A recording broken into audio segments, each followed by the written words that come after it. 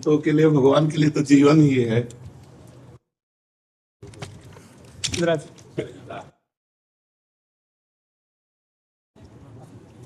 आपके तो दर्शन ही भाई खुराक है। आप तो ऊपर विराजे महाराज जी।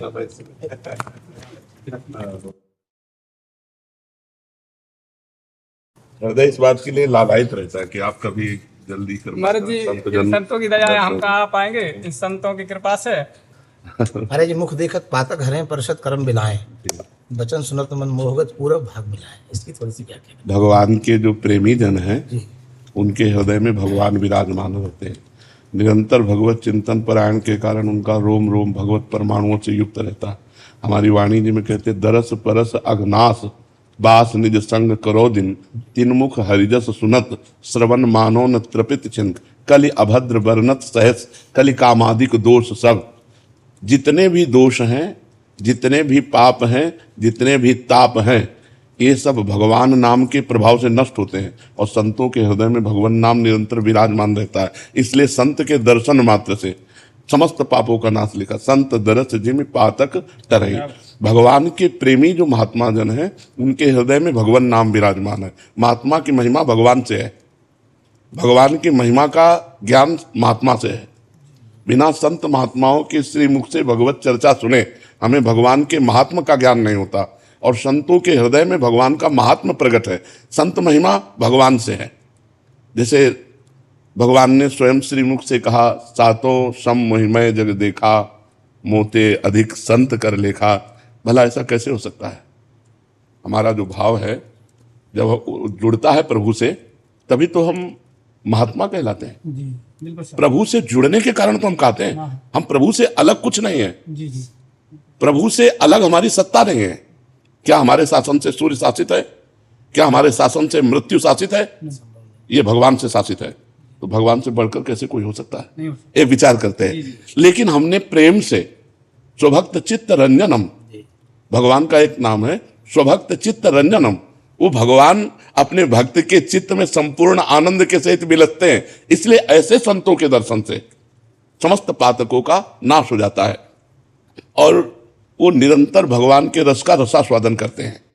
भगवान की लीला गुणों का, भगवान के रूप का, भगवान के नाम का उनकी वाणी में स्वाद है।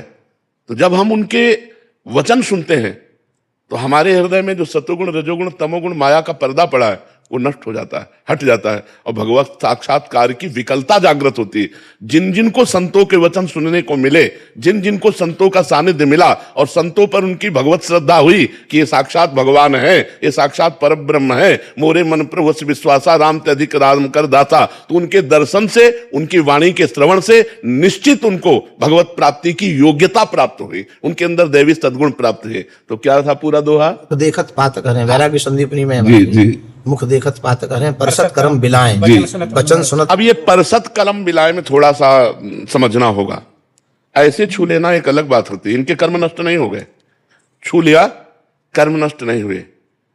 और जब हम किसी संत के हृदय को छू लेते हैं वो परसना होता है। कटे कर्म बंधन संसारी, जो उसमें लिखा है महापुरुषों ने वही लिखा है, हमारी वाणी में लिखा है कटे कर्म बंधन संसारी, सुख सागर पूरी तति भारी, विध निषेध श्रृंखला छुड़ावे, निज आलय बनान बसावे, आलय बन बसत संग पारस के, आयस कनक समान भयम, मांगो मन मनस दास अपनी कर, पूरन काम सदा हृदयम। जिस समय हम किसी संत के हृदय का स्पर्श प्राप्त कर लेते हैं, हृदय का स्पर्श, आपने ऐसी सेवा ऐसा समर्पण किया कि वो आंतरिक चिंतन में आ गए, आप उनके आंतरिक चिंतन, ये स्पर्श माना जाएगा। जो बाह्य स्पर्श है उससे कर्म बंधन नहीं करते, पाप क्षीण हो जाएंगे। तीर्थी कुर्वन्ति तीर्थानि, इतने संत पवित्र होते हैं पर कर्म बंधन नहीं कटेंगे। कटे कर्म बंधन संसारी, ये तभी हो सकता है जब वो हृदय से आपका चिंतन करें। वो महापुरुष जिस हृदय में सच्चिदानंद भगवान का चिंतन कर रहे हैं उसी चिंतन को आपके चिंतन में मिला दिया। आपका जे भी चिंतन हुआ तो कमल कर जिन अभय दीन है, कर्म बंधन सब कटे, परम सुखद सुशील सुंदर पाहि स्वामीन मम धनी।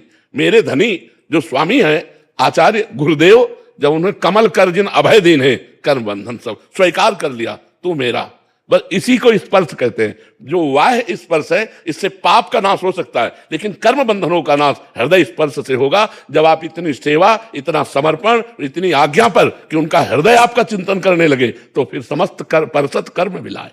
और आगे, बचन सुनत मन मोहगत हाँ। पूरब भाग मिला। हाँ, भगवान की चर्चा में इतनी सामर्थ्य है कि समस्त मोहों का नाश हो जाता है। यहां तक कि जहां चर्चा हो रही है वहां पहुंचते ही मोह का नाश होने लगता है। जैसे गरुड़ जी महाराज को मोह हुआ तो कागभूषुंडी जी जहां भगवत चर्चा करते थे उस क्षेत्र में प्रवेश होने मात्र से मोह का नाश हो। और फिर भगवत चर्चा, भगवान की चर्चा, मोह महिषासुर है, इसे दूसरा नहीं मार सकता।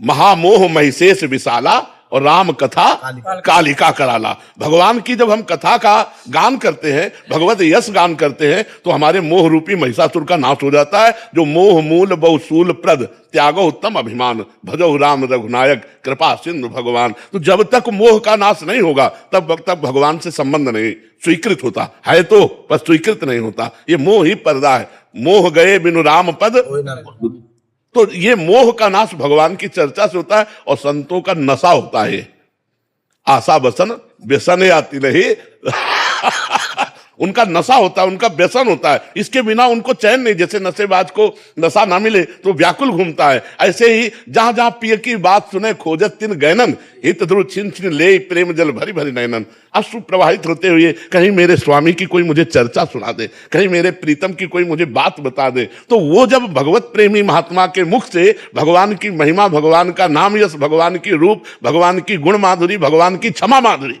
कितनी क्षमा, राहत न प्रभु चित्त चूक किए की करत सुरत सहवार ही की कोटि विप्र बदला गए जाहू आए शरण तजो नहीं। तो मोह का नाश हो जाता है। और आगे, पूरब भाग मिलाए। हाँ, ये पूरब भाग्य का तात्पर्य होता है पुण्य और पाप कर्म से लिखे हुए प्रारब्ध को। इसमें हमें थोड़ा सा ये भाग है कि पूरब भाग्य हमारे तब उदय हुई जब भगवान की हम पर कृपा हुई, क्योंकि ऐसे प्रेमी महापुरुष पुण्य से नहीं मिलते, ऐसे प्रेमी महापुरुष भगवान की कृपा से मिलते हैं। अब मोहि भाव भरोसा हनुमंता बिनु हरि कृपा मिले नहीं संता। तो हमारा नया भाग्य बना भगवान की कृपा से।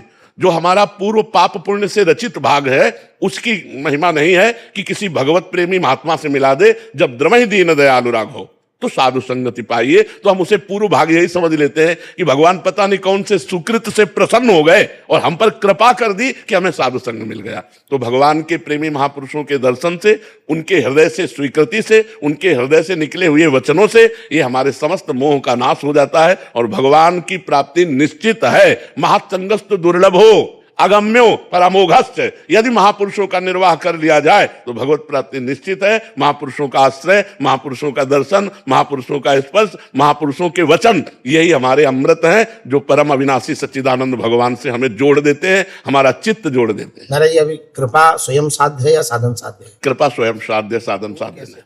वो पता नहीं कब कहां किस पर हो जाए, इस पर नहीं कहा जा सकता। कृपा के लिए साधन पथ पर, हमारा साधन पर विश्वास नहीं है, हमारा कृपा पर विश्वास है।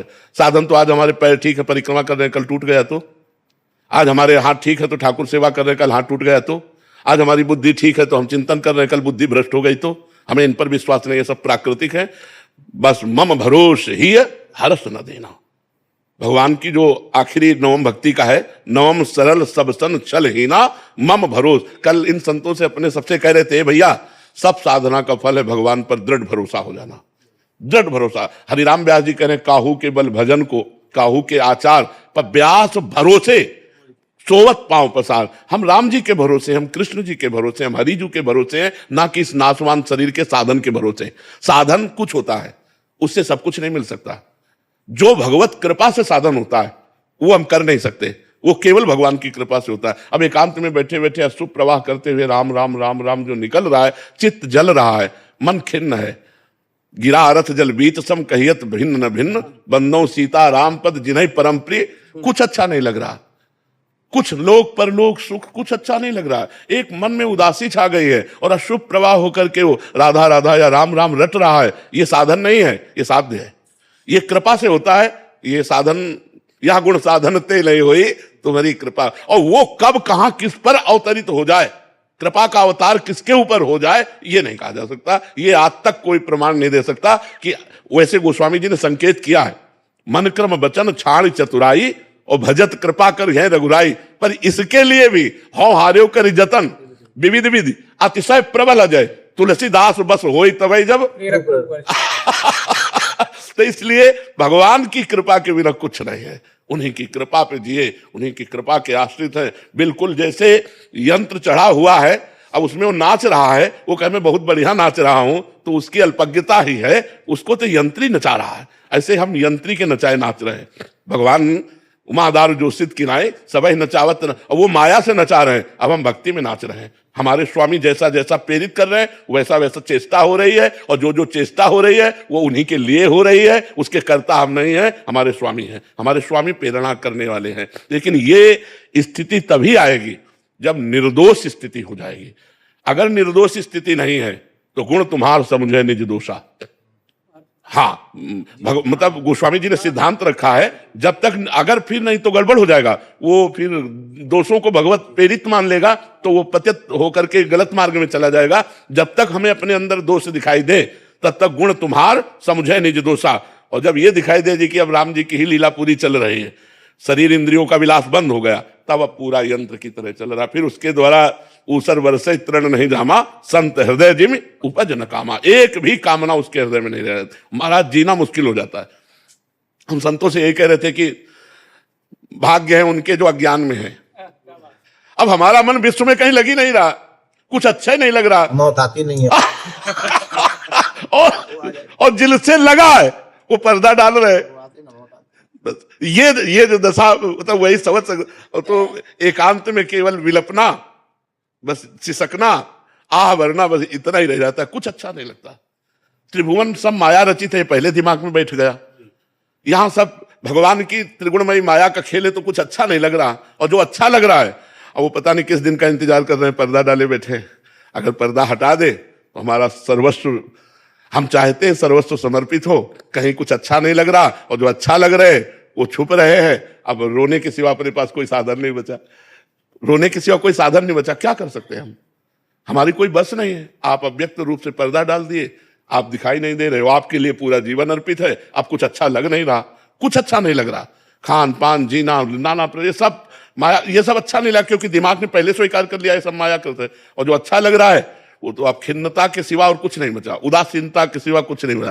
तभी ये जब भाव आता है इस कोटि का तो फिर वो संसार के लायक नहीं रह जाता है।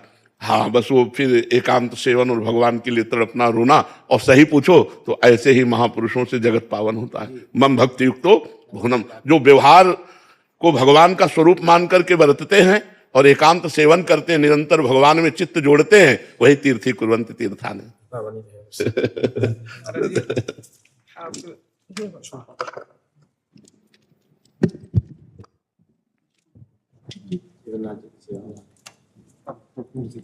अगर खुशी मिलती है तो यही से मिलती है, और तो सब अब कुछ मिलना जुलना कुछ अच्छा रहे, ये मिलना जुलना थोड़ा आनंद हृदय में आता है। जो ही कहा कि संत मिलना आ रहे उनका भैया अभी बुलाओ, सौभाग्य अहो भाग्य।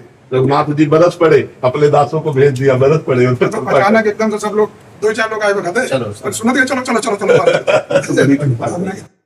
आते जाते रहते।